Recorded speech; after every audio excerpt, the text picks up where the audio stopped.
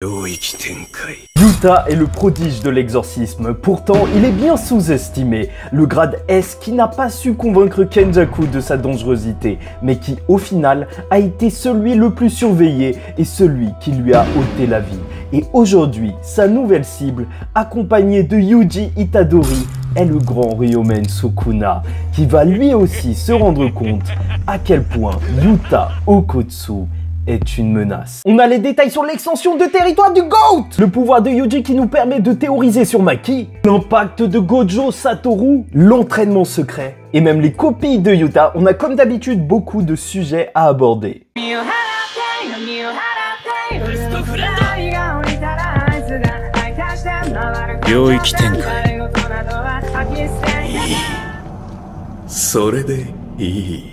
Mesdames et messieurs, ici Chad et on se retrouve aujourd'hui pour la review du chapitre 250 de Jujutsu Kaisen, la bataille décisive du No Man's Land infesté de fléaux de Shinjuku, partie 22. Et enfin, Yuta se libère des accusations de fraude, parce que oui, certains disaient que pendant Shibuya, Yuta était parti en Afrique pour ne pas combattre, en train de siroter tranquillement son bissap. Il a préféré se cacher, mais non, ça y est, c'est terminé avec ce chapitre.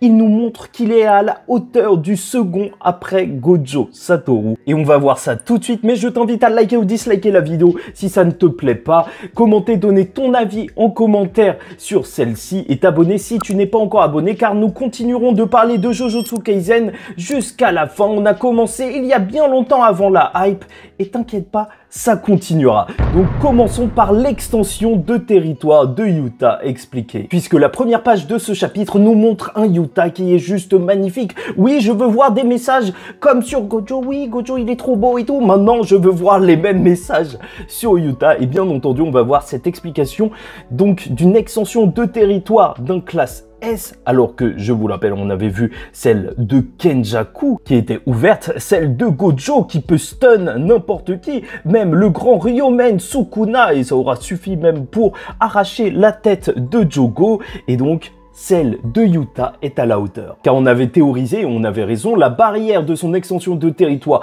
peut être induite de n'importe quel sort qu'il choisit. Donc là, il a choisi le sort de l'ange, mais déjà rien que ça, c'est une folie, car il peut choisir un sort adapté à l'adversaire pour le contrer tout simplement. Et là où ça devient plus intéressant, c'est qu'on va apprendre que les épées représentent chacune d'entre elles un sort que Yuta a volé, et surtout en fait que ces sorts, Yuta ne les connaît pas à l'avance. C'est lorsqu'il se saisit des épées qu'il connaît le sort qui se trouve à l'intérieur. Et en plus, seul Yuta peut les utiliser, donc je mets fin tout de suite aux espérances des gens qui espéraient voir une Miwa attraper un katana et se venger. Non bon, en vrai, il n'y a personne qui a espéré voir ça. C'est vrai que c'est le personnage le plus humilié de Jujutsu Kaisen, sur terre comme au ciel. Seul Miwa mérite d'être humilié. C'est terrible, mais il n'y a aucun univers où j'arrive à m'imaginer Miwa être utile. Et d'après l'explication, chaque katana peut être utilisé une seule fois, mais leur nombre est illimité. Alors là, ce que je comprends de ce texte,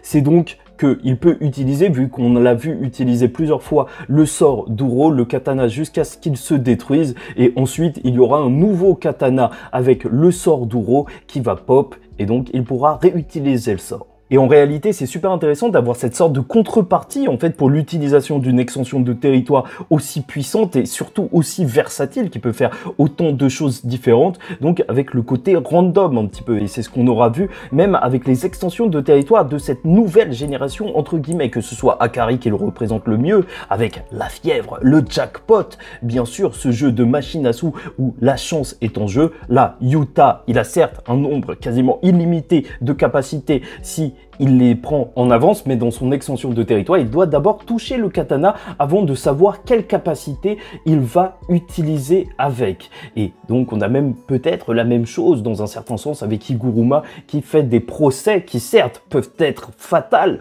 pour ses ennemis, mais bon, il y a une part donc d'incertitude, et c'est peut-être ça qu'il faut pour compenser le gap avec le génie de certains et même l'hérédité de certains, les Sukuna qui sont en fait super forts depuis hyper longtemps, mais les grandes familles comme celle de Gojo avec leur sort cheaté ou même le Makora de Megumi. Donc bien sûr, pour que cette extension de territoire soit cheatée, alors il faut qu'il y ait un véritable travail de collecte de Yuta pour récupérer les sorts en amont, et on n'a toujours pas plus d'informations sur ça. Est-ce qu'il doit réellement ingérer une partie du corps comme le soupçonnait Ryu, donc vu qu'il avait bouffé la main avec Rika donc de Uro, ou peut-être qu'il a juste besoin de l'énergie occulte, on ne sait toujours pas vu que Inumaki lui a pas bouffé la main, enfin voilà. Bon, en plus avec la fin de ce chapitre et le sort de Sukuna, peut-être qu'il a mangé la main qui était tombée de Sukuna lorsqu'il l'avait découpée pour ne pas se faire toucher par le sort d'Iguruma, ou tout simplement qu'il a mangé le dernier doigt de Sukuna qui reste encore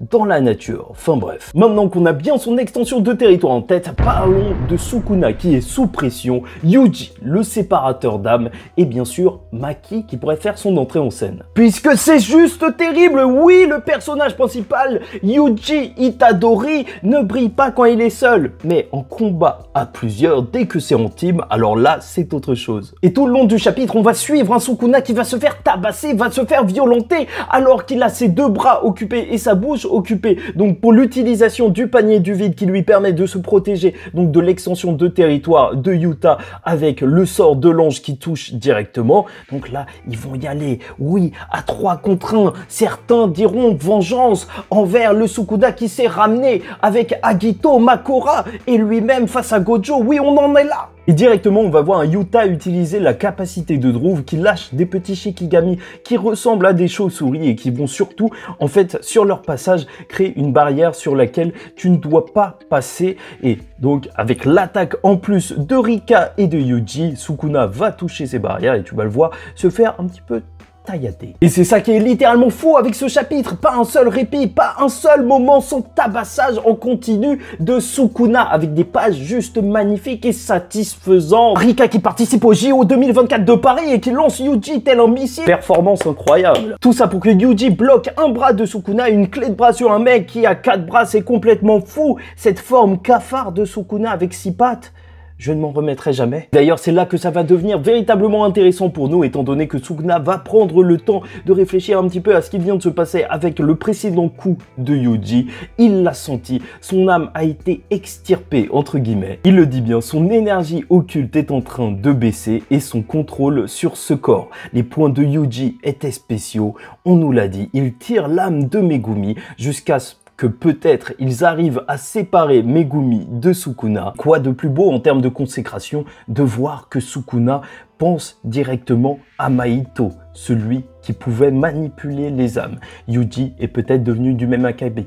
Bon, quand même pas aussi loin, mais quand même, grâce au livre de Yuki ou autre, peut-être, je vous invite encore une fois à aller voir la théorie sur la chaîne depuis longtemps. On en avait parlé du pouvoir de l'âme. Et bon, en gros, vu que Yuji affaiblit donc Sukuna à chacun de ses coups, peut-on parler de Yuji anti-magie à la Asta ou Yuji mode Baryon à la Naruto? Sait-on jamais? C'est vrai que c'est assez intéressant de voir que dans les mangas, en fait, il y a eu cette petite vibe donc de pouvoir qui permettent de retirer de la force à l'adversaire plutôt qu'être dans la surenchère de force. Et ça, c'est pas si bête que ça parce que c'est vrai qu'on avait atteint le point culminant de la puissance avec Gojo Satoru du côté des exorcistes. Donc là, avoir une technique qui est plus donc dans soustraire à Sukuna de la force, c'est intéressant. Et là où bien sûr Maki pourrait avoir sa place, c'est que si on est en train d'extirper l'âme de Megumi, sait-on jamais, avec sa lame qui est littéralement la trancheuse d'âme,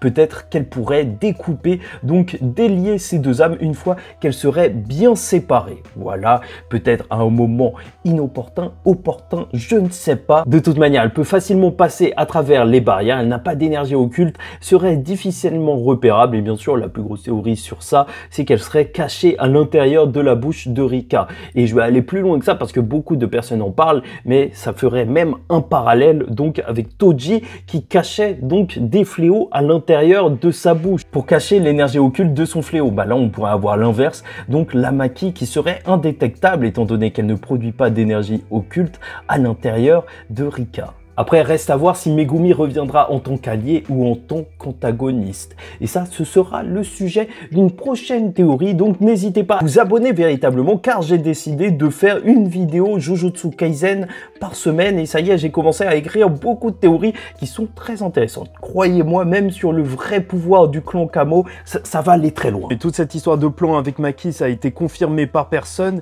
et Sukuna, lui, pense surtout qu'ils essayent de briser sa défense afin que le sort de l'ange le touche. Bref, quoi qu'on nous en dise, même si Yuji arrive à affaiblir Sukuna et qu'il est acculé dans cette extension de territoire, je vous rappellerai bien entendu que le combat a commencé par Yuta qui s'inquiétait du retour de l'extension de territoire et du soin de Sukuna à son maximum.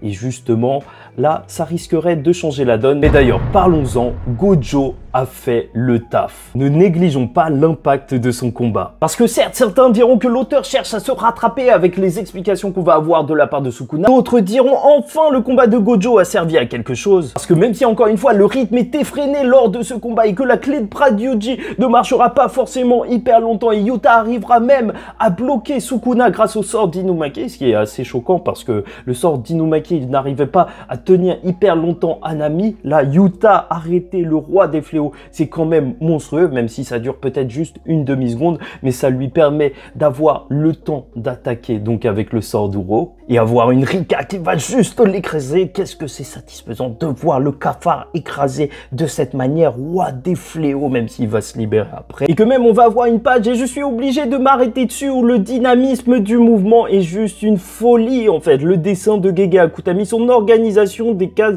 est hyper inventive avec ses poteaux qui sont en train de tomber dans l'extension de territoire de Yuta. Tu vois les deux, donc Yuji et Yuta, qui sont en train de courir à fond afin de pouvoir, encore une fois, tabasser Sukuna. La vitesse représentée par les trames, ces petites lignes, ça marche extrêmement bien. Ton regard, il est totalement perdu dans la vitesse. Et plus que ça, si tu regardes dans le détail, en fait, ces poteaux qui sont en train de s'écraser, ils deviennent quasiment des cases. On voit plus la limite entre les poteaux qui sont dessinés et ces cases. Ils sont en train littéralement de courir sur les cases.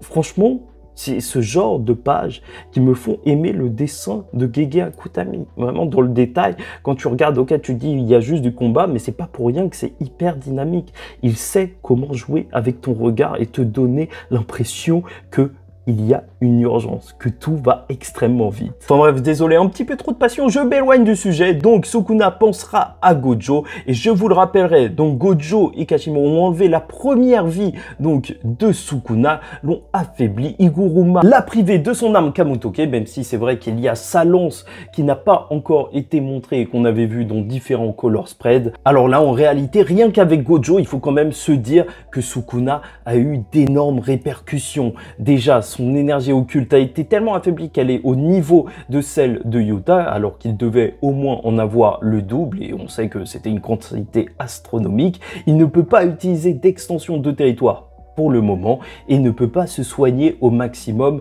comme avant, aussi vite, aussi efficacement. Même plus que ça, avec ses mains occupées, il ne peut pas utiliser sa technique de découpe du monde. Et Yuta dira même que si Gojo n'était pas là, ne l'avait pas affaibli, les attaques de Sukuna seraient trop puissantes et les auraient probablement juste one shot. Et j'aime trop l'ambiance. Voilà, c'est ça qui est bon. J'aime beaucoup trop cette ambiance où t'as un genre de boss de jeu vidéo et tu dois jouer avec tous les personnages qui existent, utiliser tous les objets que tu as juste pour le défaire. Voilà, ils y sont tous. Chacun aura mis sa petite pierre à l'édifice pour vaincre Sukuna. C'est vrai, même si j'aime beaucoup trop Yuta, même si j'aimerais vous mentir et vous dire que c'est juste parce qu'il est humble qu'il dit que c'est grâce à Gojo, bah en réalité, il a raison. En fait, le niveau Gojo Sukuna restera au-dessus de tous. Après, je tiens tout de même à rappeler que j'attends encore la véritable forme de Rika qui n'a pas encore été éveillée comme il le fait normalement avec sa bague. Donc, voir la reine des fléaux à son maximum parce que là, on pourra vraiment voir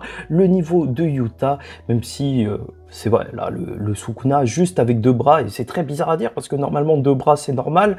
Donc, il arrive à gérer Yuji, Yuta et Rika. Donc, c'est plutôt monstrueux, même s'il se fait tabasser. Ouais. Et en réalité, c'est véritablement effrayant parce que quand on nous dit que Sukuna manque d'autant de capacité à ce moment précis, bon, on pense à la seule qui n'a pas été évoquée, la flèche de feu qui pourrait même incinérer un volcan.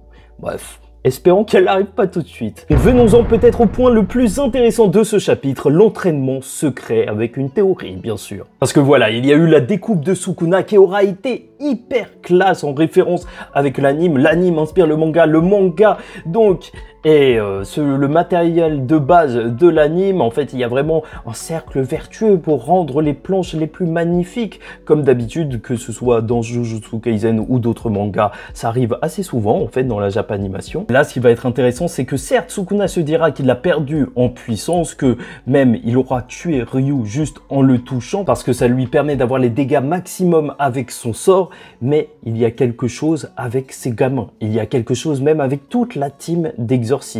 Leur défense face aux capacités de Sukuna a énormément augmenté. Et on le sait, même Yuji a appris le sort d'inversion. Donc il leur demandera ce qu'ils ont fait et c'est là qu'on va avoir une parole très intrigante. Yuji Itadori dira qu'ils se sont donnés à fond, mais Yuta Okotsu lui dira qu'ils ont triché.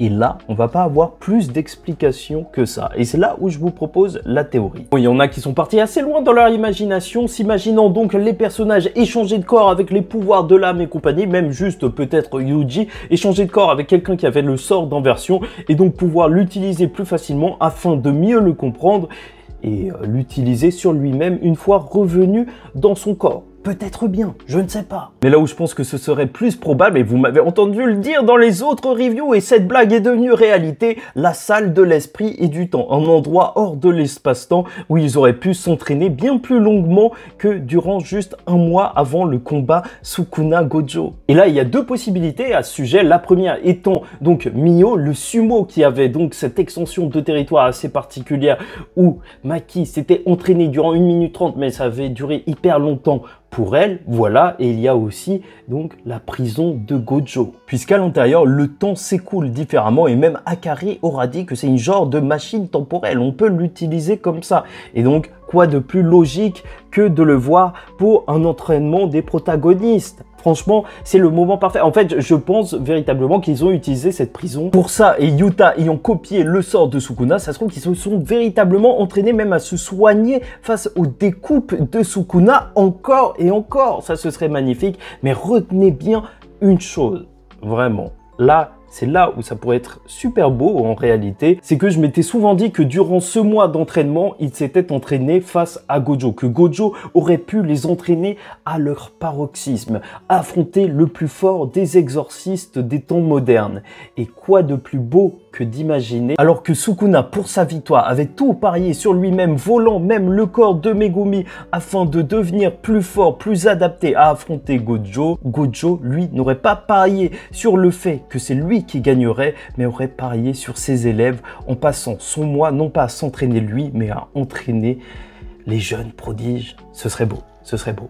Parier sur la nouvelle génération, tout miser sur eux, ce que Gojo voulait faire depuis le début. Oui, je veux la victoire des élèves. Donc venons-en à un sujet tout simple, pourquoi Yuta est terrifiant? Les copies de Yuta, plein de sorts, et pourquoi faire? Puisqu'alors qu'on sort d'une page où ils étaient ultra déter, qu'ils venaient de se soigner, le combat va recommencer de plus belle avec bien sûr du tabassage de tous les côtés. Yuta qui va littéralement enfoncer sa lame dans Sukuna pour utiliser le sort de Charles. Je vous rappellerai le mangaka français qui avait rencontré Akari et qui pouvait voir le futur entre guillemets. Donc là, il peut prévoir rapidement le prochain coup de Sukuna et l'esquiver en conséquence pour contre-attaquer, ce qui est extrêmement intéressant en fait. Rien que ce pouvoir de clairvoyance. Et c'est ça que je trouve magnifique avec le personnage de Yuta, c'est que c'est un outil scénaristique de malade. En fait, tu peux faire revenir des capacités utilisées par des personnes faibles, peut-être par des personnes non importantes, mais qui sont intéressantes en soi, en termes de capacité,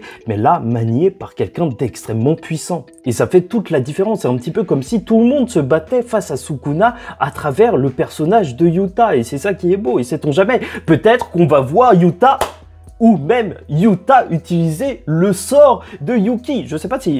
Normalement, vous avez compris, là. Le sort de Todo, ce serait incroyable. Et ce qu'on verra, c'est que Sukuna, il est en train de comptabiliser les sorts différents qu'utilise Yuta lors de cette extension de territoire. Et il en voit plein. Il voit la technique d'Uro, la technique de Druve, la technique de Charles, la technique d'Inumaki. Et c'est ça pour moi la plus grande force de Yuta, de déstabiliser psychologiquement donc son adversaire. C'est pas qu'il utilise une technique en particulier qui est ultra puissante, c'est que son adversaire ne sait pas quelle technique va sortir. Tu vois le Sukuna qui est en train de se demander si Yuta va lâcher un violet, s'il va utiliser la capacité de Gojo, même si en théorie c'est pas forcément utile étant donné qu'il n'a pas le 6e œil pour que ça coûte moins cher, et cette capacité elle coûte extrêmement cher à être maîtrisée et même être utilisée si tu n'as pas le 6e œil. Mais bon, là on sait qu'ils ont eu un entraînement spécial, que peut-être même, vu que Yuta a plus d'énergie occulte que Gojo, là écoutez bien ce que je vais dire, donc en fait le mystère se joue par rapport à la sortie d'énergie occulte de Yuta. En gros, combien il peut en lâcher d'un coup. Et s'il peut en lâcher d'un coup plus que Gojo, en théorie, son violet pourrait être plus puissant que celui de Gojo s'il a plus de sortie d'énergie occulte. Parce que certes, sans le 6e œil, elle se restaure moins vite, mais Yuta a une plus grande quantité et vraiment tout se joue sur la sortie d'énergie occulte. Et donc voilà, Yuta, il déstabilise totalement son adversaire avec plusieurs capacités. Et c'est d'autant plus marquant qu'on sait que dans Jujutsu Kaisen, savoir la capacité de l'autre, c'est quelque chose de tellement important, même juste pour la contrer, que normalement, ça donne un boost à celui qui dit sa capacité. Une sorte de restriction. Si t'expliques comment marche ton sort, alors il est plus puissant. Et déjà, c'est un outil scénaristique de ouf, parce que voilà, donc une fois qu'ils exposent leur sort, bah, ça nous explique à nous aussi leur sort, bien entendu, mais plus que ça, ça montre à quel point connaître la capacité de l'autre est un avantage, et surtout aussi le contraire, que ne pas savoir quelle capacité va arriver, c'est un énorme désavantage. C'est ça qui est fou avec le personnage de Yuta. Et même, il peut combiner les capacités. Ça, c'est encore pire, c'est pire. Quand on se bat face à Yuta Okkotsu, on se bat face à une inconnue. On le verra donc tirer le ciel, enfin l'espace avec donc la technique d'Uro. Et d'ailleurs, je me demande s'il peut juste tirer l'espace lorsqu'il y a une découpe du monde de Sukuna pour s'en préserver. Mais bref, donc il le fera et il enfoncera sa lame, ce qui fera que sa lame, elle va arriver directement sur Sukuna. Et cette lame, on doit en parler, est une folie, ce qui surprendra le roi des fléaux, le sort de Sukuna. Et là, avec sa lame placée juste devant Sukuna, il va dire lacération. Et puis, le visage de Sukuna va être lacéré, ce qui va être magnifique en termes de mise en page, étant donné que le visage de Sukuna ne va pas bouger. On va juste voir un zoom.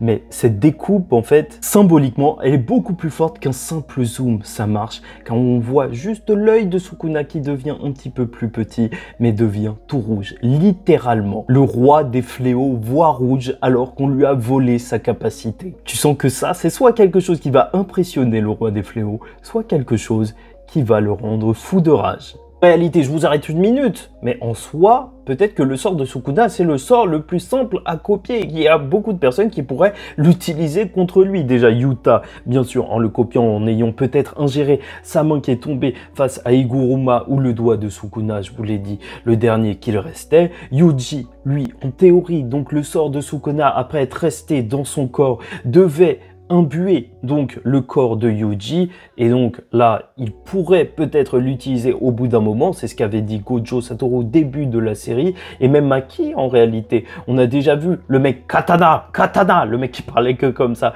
donc donner un coup de katana qui a tranché même l'air qui a tranché à l'autre bout. Donc Maki, avec sa force, si elle donne plein de coups, oui, elle peut faire des lacérations. Ouais, en fait, le sort de Sukuna, il peut être reproduit, on peut le copier. Et quoi de plus ironique en réalité que de voir un Sukuna dont la capacité a été copiée par Yuta, alors que c'est lui qui mime la capacité des autres, comme on l'aura vu, donc en reproduisant déjà son découpement d'âme, le fait de se transformer en relique alors qu'il a seulement vu une fois Kenjaku le faire, ou même la découpe du monde de Makora. Oui, lui qui peut tout copier, il s'est fait copier. Voilà, bien fait pour toi. C'est juste parfait parce que ça me permet de teaser une vidéo qui arrivera sur la chaîne. Donc maintenant, je vous l'ai dit, une vidéo par semaine Jujutsu Kaisen. Donc une semaine où il n'y aura pas de chapitre, je vous en parlerai. Le véritable sort de Sukuna, les théories autour. Et j'en ai une très personnelle qui devrait faire du bruit ou ne pas en faire. Enfin, très hâte de vous entendre. Bref, dans tous les cas, très hâte de voir la réaction et la contre-attaque de Sukuna. Pour Akari, on se pose même plus la question de où il est. Maki, je vous ai dit pour moi,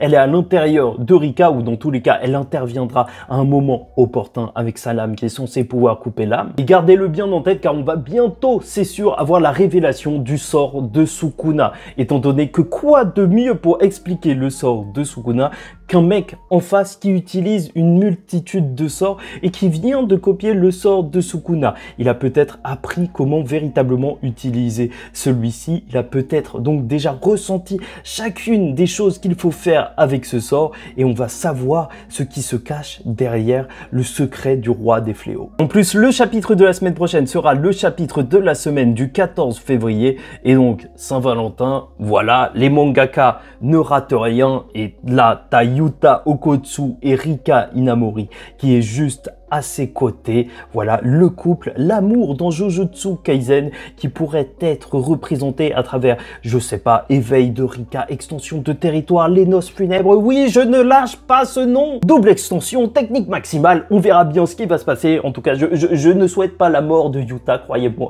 Je le supporterai pas. Donc le chapitre de la semaine prochaine promet d'être une dinguerie, même si on sait très bien que Gege Kutami, comme à son habitude, on est en train de suivre Sukuna Kaisen, comme certains l'auront dit. La vidéo réaction au chapitre que je fais tous les jeudis matins sur la chaîne secondaire. D'ailleurs, n'hésitez pas à faire un tour si vous voulez voir un petit peu les réactions à chaud, en discuter même avant le chapitre et même que je vous vole des choses pour en parler en review. Bref, le roi des fléaux est très loin d'avoir dit son dernier mot. Globalement, le chapitre 250 de Jujutsu Kaisen est une révélation. Yuta Okkotsu ne lâchera rien. Sans relâche, Sukuna va être mis dos au mur pour son sensei et ses camarades. Afin d'accomplir cet objectif, il s'est préparé avec les exorcistes depuis bien longtemps. Un mois mystérieux d'entraînement spécial pour être le digne héritier du cousin éloigné de Gojo et surtout être digne d'être le jeune prodige qui, à l'aide de son camarade Yuji, pourra sauver les plus perdus et faire tomber les plus grands. Car Yuta Okkotsu ne copie pas seulement les capacités, mais en les copiant, porte les espoirs des plus faibles et entre ses mains, chacune d'entre elles devient une arme mortelle qui sera capable de faire trembler le roi. My best friend!